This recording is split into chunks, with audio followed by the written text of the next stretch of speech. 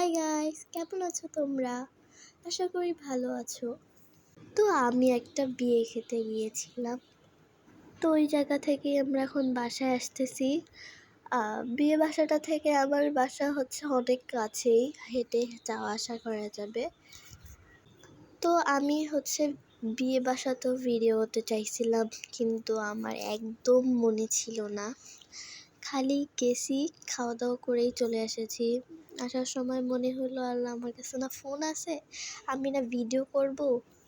আমি একদম ভুলে গেছিলাম। পরে আমি আসার ভিডিওটাই করতেছিলাম। তো আমরা এখন হাঁটতে আসি, আমাদের আর পথ শেষ হচ্ছে না।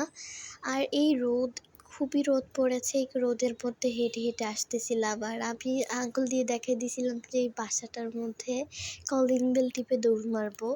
তো তারপর হচ্ছে আমি ক্যামেরাটা নিচু করলাম, কারণ ওখানে অনেক মানুষ ছিল।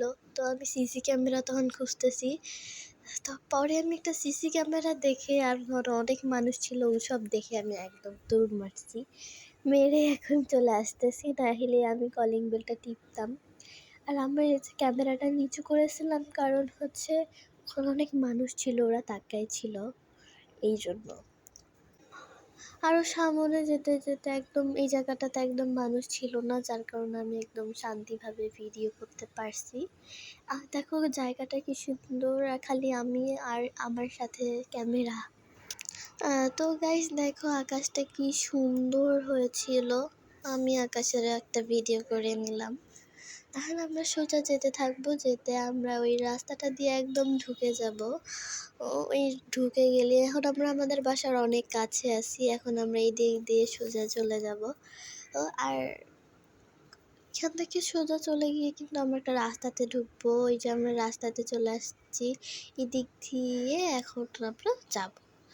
তো আম্মু আমাকে ফোন করে বলতেছে যে আমার টিচার বলে, মানে আমার প্রাইভেট টিচার বলে অনেক তাড়াতাড়ি চলে আসবে, তাড়াতাড়ি বাসায় যেতে।